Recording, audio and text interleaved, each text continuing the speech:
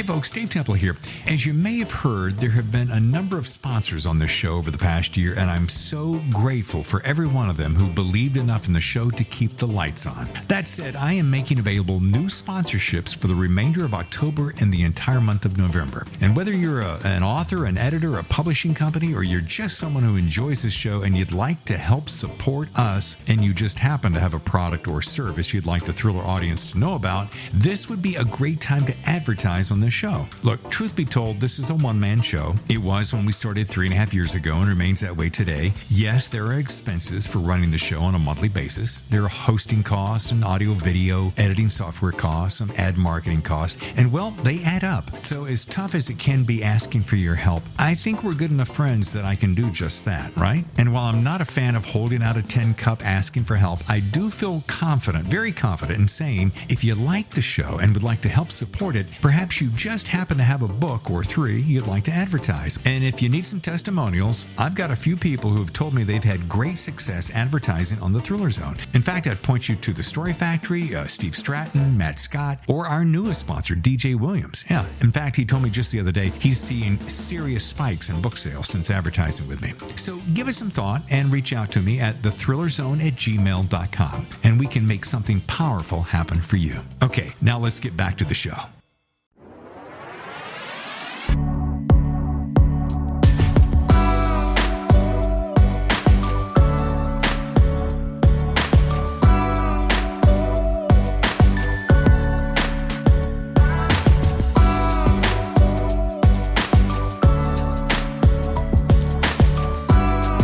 Hello and welcome to The Thriller Zone. I'm your host, David Temple. And on today's 201st episode, that's right, we have crossed the 200 mark. We're welcoming debut author Ryan C. Coleman and his book, Billy the Kid. You got it? Yeah. So we'll take it off? Oh. My wife wants me to take off my wedding ring. I think she wants the ladies out there to think I'm available. Gotta sell books. Yeah. Ryan Coleman is stepping up to the main stage. Put your hands together. Come on now.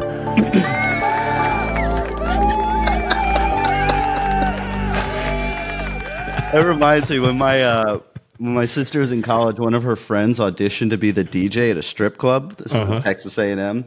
And he didn't get the job because they're like, all right, vamp, like you got to like introduce one of the dancers. He goes, next up to the stage is good old Candy. And they're like, never call our strippers old. You don't get the job. Oh, that is so good. Well, hey, welcome to the Thriller Zone, Ryan C. Coleman.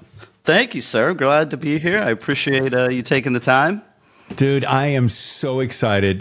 Folks, just a little tiny bit of a backstory. Ryan and I have been playing phone tag for, I don't know, maybe a year or so with in between he and his boss, which we'll mention later in the show. And so this morning, we're getting ourselves together, and I'm like, finally get to see you face to face. And this is very exciting. Very exciting for me as well.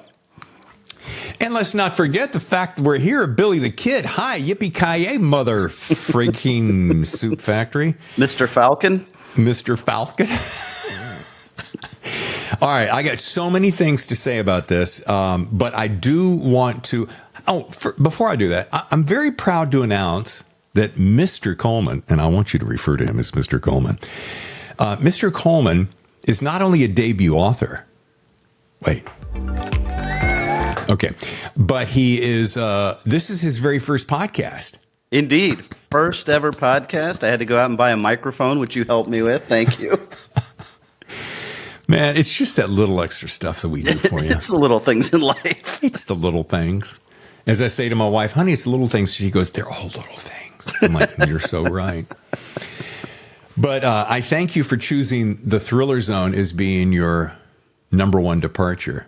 Well, I thank you for having me. As you know, longtime fan. We've had a lot of friends appear on your podcast, and always had a great experience. So thanks for having me. Yeah, well, it is my honor.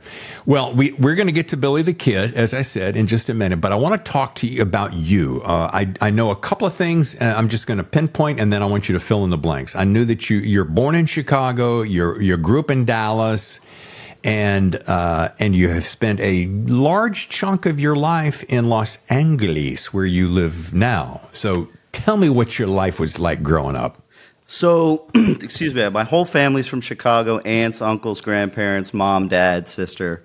And then when I was 2 months old, we moved to Dallas. Spent a couple years in Dallas, small little side trip to Johannesburg for a year and a half during apartheid. So it was an interesting time to be there. I was so small, I barely remember it, but different time and probably not the greatest time to be there. And after a year, my dad was like, told this company, like, I don't want to stay here anymore. Like, we got to get back. Back to Dallas, and then spent the rest of my formative years in Dallas. Went to school at the University of Texas in Austin, and then moved out to Los Angeles right after. So I've been in LA for longer than anywhere I've been anywhere else. So. And are you a big fan of Los Angeles? I like Los Angeles a lot.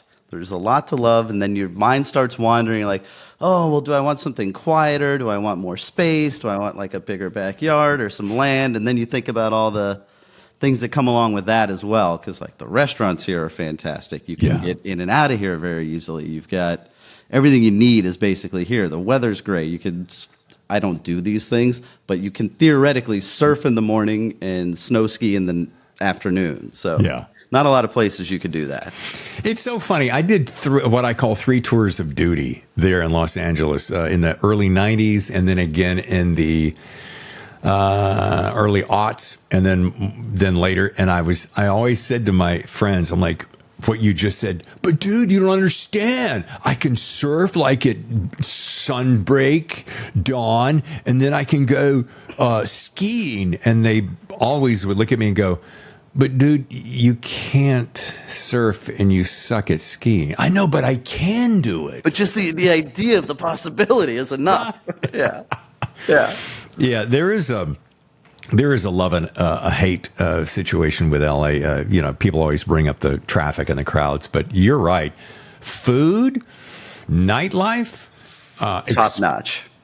Exposure to culture, and you hang out with all the movie stars. So. Sure, something like that. Worked on a few TV shows, and we have some movies in the pipeline at the company. But I'm not hobnobbing out there with Brad and George or anything. Well, first name basis, I love that. So, all right. In LA, your profession was and is no longer, if I'm correct, was writing for television?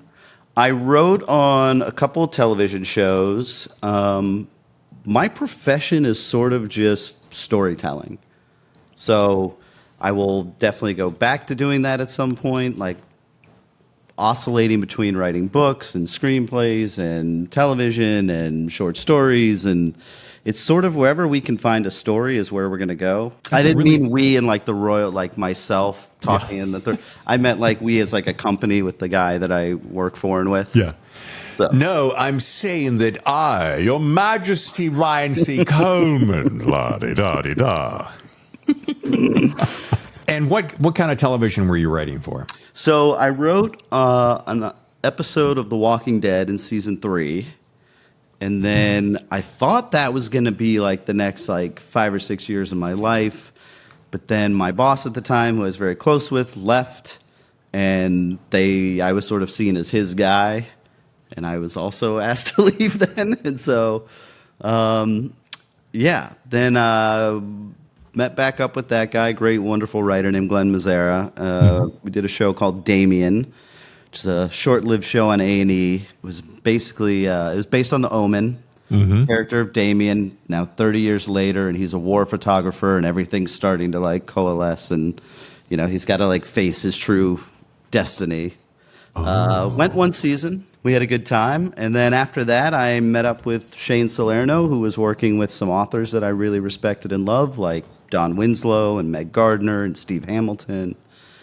And I've sort of just been working with Shane for the last 6 years or so. So you talk about hobnobbing with all these, these actors in Hollywood and all that. I'm rubbing elbows with the authors of the world. The storied elite. Yeah. I am very honored to call Don Winslow a friend. What a wonderful, wonderful man, and what an absurdly talented writer. Yeah, you know what? You don't mind. Let's take 20 seconds. He is one of the kindest, most generous men I have ever met. And like fairly soft spoken, which you're not expecting when you read his stuff on the page. You know, if you read the Cartel trilogy, I call it the Cartel trilogy, the Border trilogy. Yeah. And like and then you meet Don, and you're like, he's like very like gentle and kind and sweet and nice. And you're like, how does that man write that stuff? And and then you're hanging out with other cool cats like TJ Newman, who I got to interview more recently about Worst Case Scenario, and there is no better description. We're coming back to you, Ryan, I promise. Oh, no, I love, these are all friends of mine. We can talk about my friends all you want. I have never seen anybody blast onto the scene with such meteoric ferocity.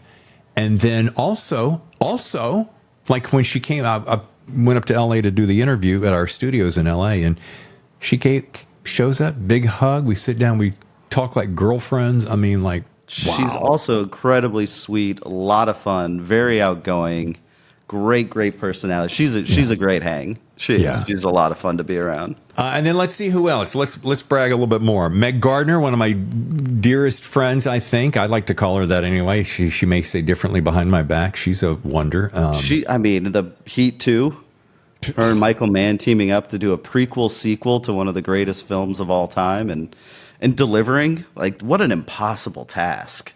What an impossible task. There's no way you're going to do a prequel sequel to Heat and make it work. And that's what everyone said, Ryan. And then they did it, and then some. Yeah. And rumor is that Michael's trying to figure out a way to turn it into a movie. Folks, between you and me, as though Ryan weren't listening right now, if there's anybody who knows the inside scoop, it's probably him. So I'll keep working on him to see what I can learn. That's just between us. There's a reason Shane only tells me so much. Yeah. Hey, speaking of which, Shane Salerno, probably one of the biggest kingmakers in Los Angeles. Now, I've only met him on the phone, kind of like with you, so I can't say anything. And I've tried to go knocking on his door. But he's working his tail off for his clients, and then in addition to all the incredible screenwriting he's doing. So he's maybe the single busiest person I've ever met in my entire life. Okay, well, enough of the whole old home. And look, we could rattle off... just start listing names.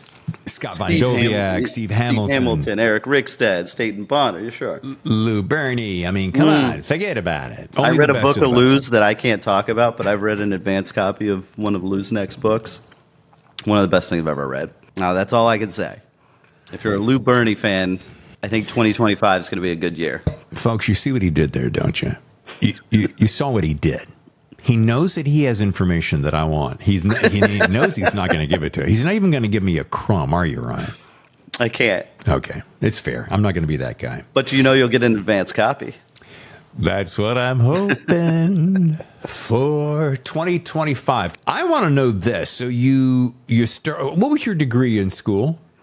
It was communications, radio, television, film. My big plan was to be a screenwriter, and so. Went to school for it, and immediately after college, it's like you go to New York, you go to LA, do you stay in Austin? At the time, this is around 2002. Everybody's kneeling at the altar of Linkletter and Robert Rodriguez, and there's a lot of guys in my film classes that are like, I'm not going to sell out, I'm not going to Hollywood, I'm not going to New York, I'm going to stay here, I'm going to make it in Austin. I've never heard another word from any of these people. The only people that actually succeeded were the people that went to either New York or LA. I was going to say, I was a humongous Linklater and also Rodriguez fan because I'm thinking of El Mariachi, right? The one that put him on the map. But I remember that book. I got his book.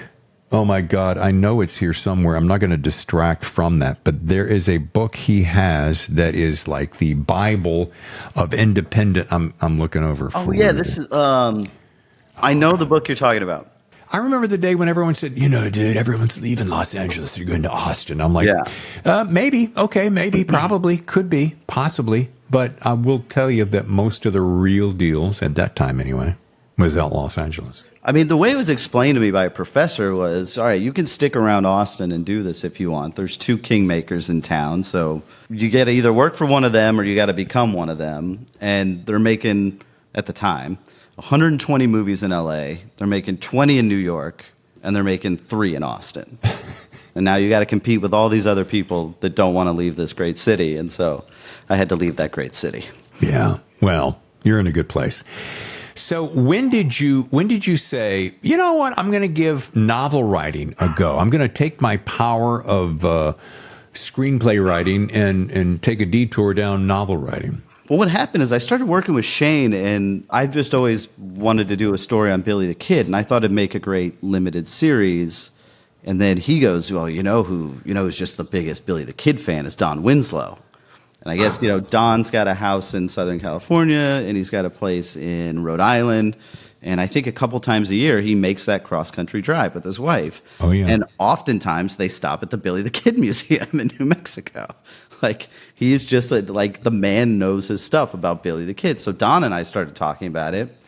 And Shane was like, well, what if instead of doing a limited series, you wrote a novel? And then that gives us options on what we can do after that. And I said, all right, I've never written a book before. And he's like, it'll be fine. First off, it's not fine. It's really, really hard to write a book. But once you get into the flow and you kind of understand the mechanics, and I like to outline, and I've been doing research for 15 years. So yeah, this is one of the things that I love about Shane. Shane's like, yeah, details, yeah, just write the book. But I've never, I know, just it'll be fine. Just go write the book. It'll be fine. You got a couple weeks, right? Go write the book. Yeah. The very first thing that came to mind was, where did you decide, and you kind of answered this, but when you said, okay, I want to write a novel, would it have been a Western necessarily? No. I'm not, this guy who's just going to write 25 Western. I don't mean just. It's incredibly complicated and difficult to do. But I wasn't the guy like growing up when riding horses in Dallas and having the cowboy boots. And my friends who did do that sort of stuff and ranched and hunted and stuff, they used to make fun of me because like I'm listening to Nirvana and Pearl Jam and and I wasn't listening to Garth Brooks and Brooks and Dunn and George Strait. And so no, like me in a Western wouldn't necessarily seem like the first match. Right. But there's just always been something about this story. It was just ever since I got interested after like watching the movie Young Guns. So I just picked up a couple biographies over the years, and there was always this story that just jumped out at me. Is this time when he was 14 and he gets arrested, or he's 14 or 15, he gets arrested and he's freaking out because this older guy asked him to hold some blankets and some guns that this older guy, Sombrero Jack Schaefer, had stolen. Says, hey, kid, hold these for me. He says, okay. Immediately gets busted, taken to jail. He thinks, oh, God, I'm going to prison. And so he gets left alone in the jail that night because he's like a kid, and the guy who's running the jail doesn't really, think much. This isn't a serious crime. Sure. But Billy's freaking out and is going by Henry at the time, his real name, and sneaks out of the chimney and escapes. And what we would later come to find out, and this is true, is they were just trying to teach him a lesson. They were just going to hold him overnight and then let him go. But he made this fateful decision that night to go on the run. And even after he goes on the run, they're kind of like, okay, well, like this kid ran, like whatever. Yeah. But he flees all the way. He goes from New Mexico to Arizona, and then he gets into some trouble in Arizona. This guy's picking on him, and then he actually kills somebody in Arizona, and now you are a criminal. Yeah. But it was all from this fateful decision when he was like a teenage kid of not realizing that they were just trying to scare him straight. First Scared Straight program, I guess. And yeah, and his life, went down a different path. And that story just always stuck out at me. And so, well, I want to back up a second, and I'm going to cover a piece of land that we just covered. And that is because if you look on the back of the book, you get two great quotes. One is from Don Winslow, who says, Ryan delivers a stunning, epic first novel. And then T.J. Newman says, part Western, part historical fiction. And Coleman's craftsmanship makes a worthy addition of Henry McCarty, a.k.a. Billy the Kid. What I find so interesting is, as I'm reading it, I'm like, how? And I kept saying to myself, all right, make sure you ask Ryan how much is truth and how much is just fiction, because it's chock full of truth, but it's so intricately and masterfully woven that I can't tell the difference. I would say it's probably, obviously, I have no idea what the dialogue was between these people. Sure. There's letters, and somebody wrote a great book. They collected all the letters that Billy the Kid had ever written in his life. And, it's a thick book. And so I could read through all these letters to get a sense of his tone and his voice. But I don't actually know what the dialogue was between these characters. But as far as the events that take place, I would say 80 to 90% true. Okay, and this is my point, perfectly placed, is that, we know that you don't have transcriptions of conversations. Sure. That's where fun fiction takes place. However, the fact that you've got so much substantial reality in there makes it for such a fun read. So you're captivated, you're pulled in, and you're like, oh my God, this really happened. Well, it's interesting, too, because it actually frees you up in some ways, because sort of these benchmarks you want to hit throughout the story. But then as you're going along, you're kind of thinking like, oh, yeah, this is sort of emerging as a theme in the story, and this is sort of emerging as a theme. And you can go back and layer those into real life events. You just drop a little bit of fiction into them, and then you have like your sort of like thematic through line going on. Sure. Folks, thematic through line. Let's look that up real quick. I'm going to flash that up on the screen. So tell me what a thematic through line is. It's one of the themes of the story, and it sort of it can operate in two ways. Like it's either got its own arc, right? It's got its own beginning. This is sort of the theme that the character thinks they want at the beginning, and then this is how it transpires over time and changes. Or it's just like maybe like an inner motivator for Billy, right? It's this idea of family. His mother dies, and I'm not giving anything away. Well, he's also a real life person. You can go to Wikipedia. But his mother dies, and his stepfather's doesn't have much use for him after that. And so he's essentially orphaned. And he's got this little brother who lives in the same town. They're sent to live with different families while they're going to school. And the little brother sort of goes down a darker path. Yeah. But it's just this idea that Billy was always looking for family. He's always that's every stop he can't find it with his stepfather, so he moves on. And then he can't find it with Jesse Evans and the boys, the Ruthless Outlaws, and he moves on. And then he thinks he's got it with John Tunstall, and then John Tunstall gets murdered. And you're an 18-year-old kid. You've got one sole driving purpose in life, which is like you want to find a family and a community that you belong to, and somebody just took that away from you. And you're an angry young man. What do you do? That's what happens. That's what happened in Lincoln County. Because we're all looking for that center, and whatever that center is, family, love, acceptance. Sure, and without that, he wasn't grounded in, right? He sort of was just spiraling out into the ether. Sure. On a related note, I know that you're with Blackstone Publishing. I'm a huge Blackstone Publishing fan. Wonderful, wonderful people. Not only are they some of the best people, and this isn't just blowing smoke up skirts day. This is me having been at this for 3 years and having really built relationships with the different publishers, publicists, et cetera, et cetera. And everything they touch is gold. So I have a purpose for bringing that up, besides the fact that I love those guys.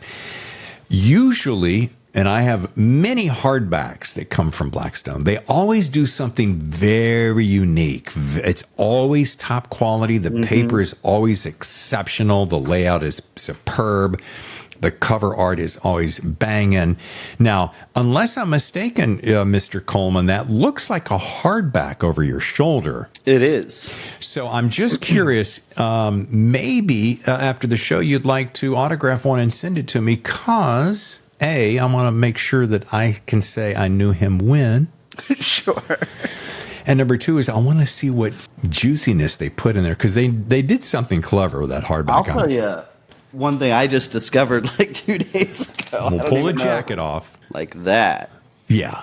So describe it for those who are listening and not watching. Yes. So the inside cover, when you remove the jacket, on the spine, it's red, and then in black lettering, it says Billy the Kid, Ryan C. Coleman. And a lot of places, would just have a spine. Like they didn't have to do that. Here's another thing I wanted to say that I enjoyed about reading this book is that it was like I went back in time and to a simpler yet tougher time. My wife Tammy and I will sit and we'll watch, like we're big fans of all these Western shows, and I mean even the Yellowstones, the current adaptations. But we often watch in Westerns and we turn to each other almost every single time. Can you imagine growing up in that time and you're just gunslinging and you're crossing terrain in a covered wagon? The short answer is no, I cannot imagine. Like, it seems like an incredibly difficult life. Can you think of one of your favorite things? And I know this is kind of obscure, but one of your favorite things that you discovered about Billy the Kid that you either didn't know or that you go, wow, that's really cool about him. I was really interested by this idea of him running around with this gang of Jesse Evans and the boys, which is something that's not, because there's, you got to condense things for films. It's not something that's covered a lot in the movies, and just sort of the way that experience shaped it. He didn't ride with them for that long, and the part of the book that is true is that one of the guys in the gang, now I don't know if it's the guy that I used in my book, but one of the guys in the gang thought that his girlfriend had the hots for Billy, essentially. And that's how Billy ended up being like, I got to get out of here. These guys are going to kill me. Because to me, it's part Western, but it's really a story of organized crime. Sure. And that's like an area that I've always been really interested in as well.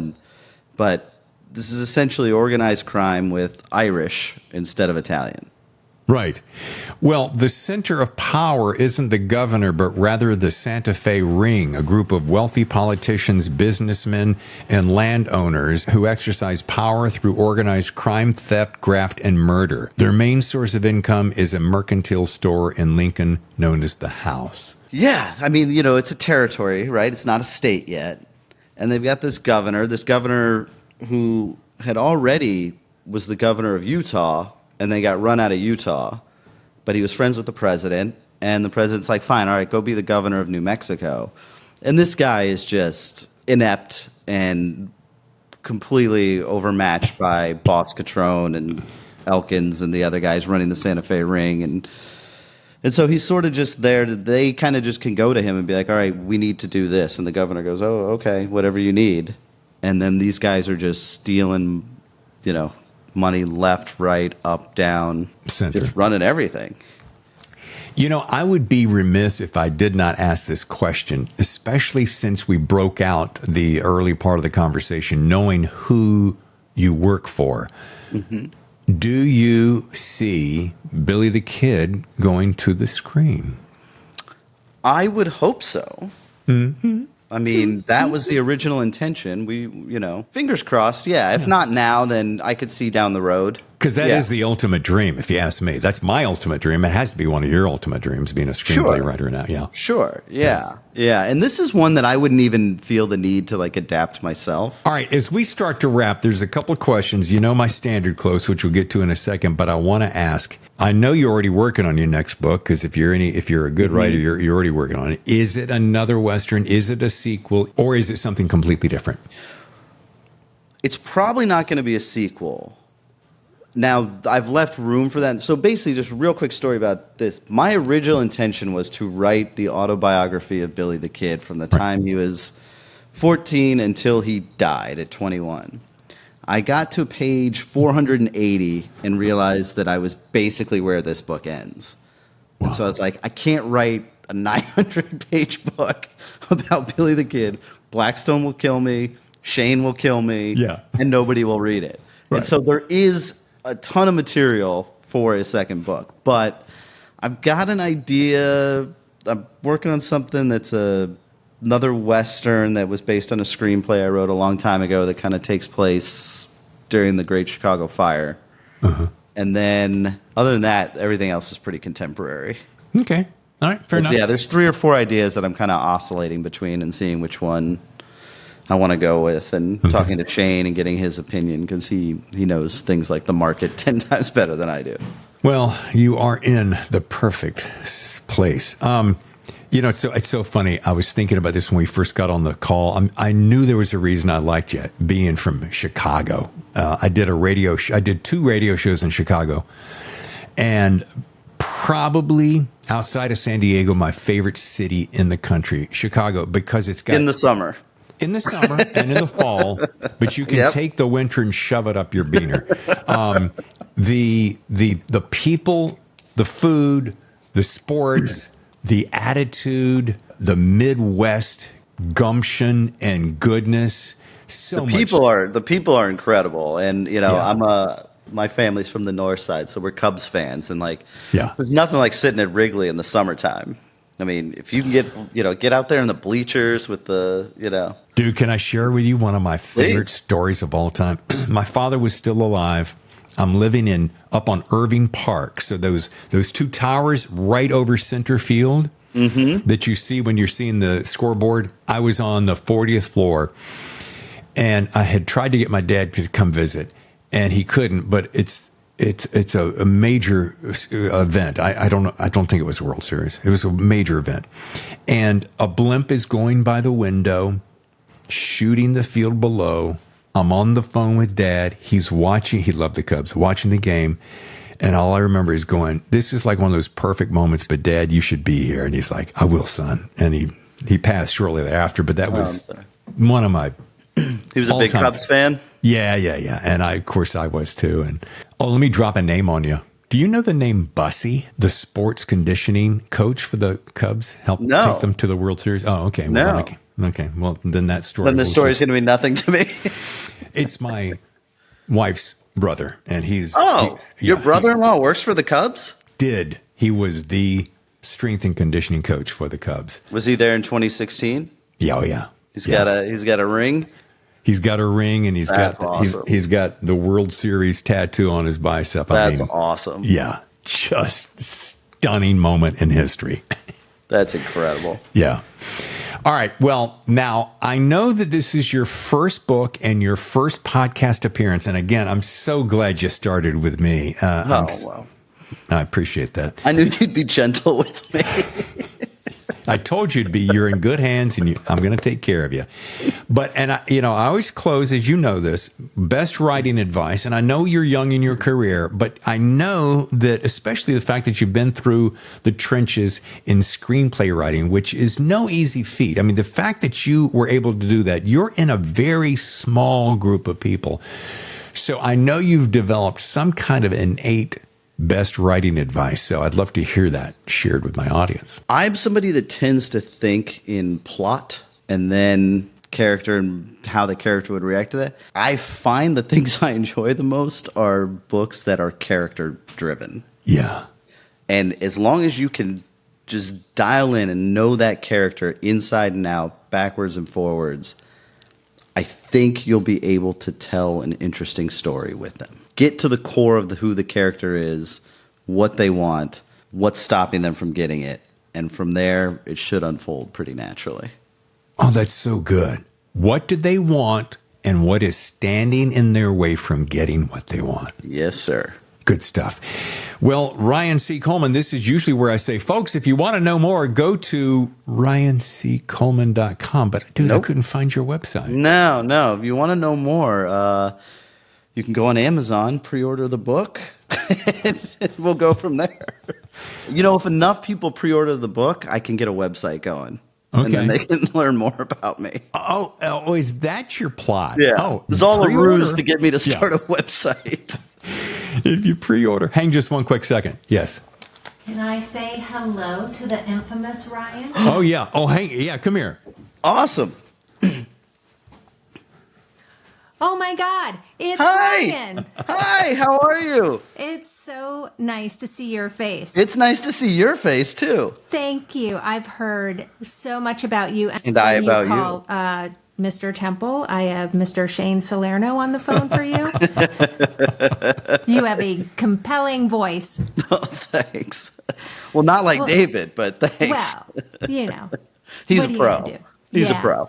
Well, I'm so excited to hear the podcast and to hear even more about your book. And Well, thank you so much. Thank you. It's so nice to see you. It's really nice to see you and put a face to the name, and maybe sometime we can actually make this whole thing happen in person. Yeah, that would be great. Well, full transparency, I did call David yesterday and ask if he wanted to do this one in person, and he said, no, no, no, no, no, never, no, no. I don't remember it sounding that way, But yeah, no, I mean, you guys are so close. Yeah. I mean, it's such a easy zip up the freeway. It'd be great to come see you and just have a cup of coffee and chat. Yeah, I would love it. I would love it. Yeah, next time you guys are in LA, let me know. Good. All right. Well, I was waiting until I could hear hints of the end before I popped in. So Well, I'm so glad you did. Thank you. It's nice to meet you, Ryan. You too. Take care. Bye. Bye. Thank you for that. yeah. That's a first because she hardly ever breaks in the show. But when she said like, wait, Ryan's going to be on? Oh, guys, never written a book before is on your show? Let me get on there. And folks, by the way, we did talk about getting together, and I did want to do that, but I couldn't make the journey up today. We're in the process of moving, so I'm juggling a couple of different things. But, Totally get it. All right, first of all, great writing advice, really spectacular. Secondly, glad you got the microphone. Glad I could help walk you through that. For that. Yep. Third, Billy the Kid is a great read. Folks, if you like Westerns, that's part historical fiction, part true blue fiction. And Part organized crime. Part organized crime, but still with heart and humor. Two things that I really love. And it's so funny, if I can say this, I'm talking to Lee Goldberg, which his show dropped recently. And we were talking about how fun it is to have humor inside a story that is often racked with murder and mayhem. But we were like, you have to have a little humor because there's that gallows humor when, cops go on the scene and everything is not all serious. So we're talking about how important it is to have humor. So, well, we wish you well. And I think you're going to do just fine, Ryan. Thank you so much. And thank you for having me on and, being my first podcast ever. Absolutely. My honor and pleasure. Your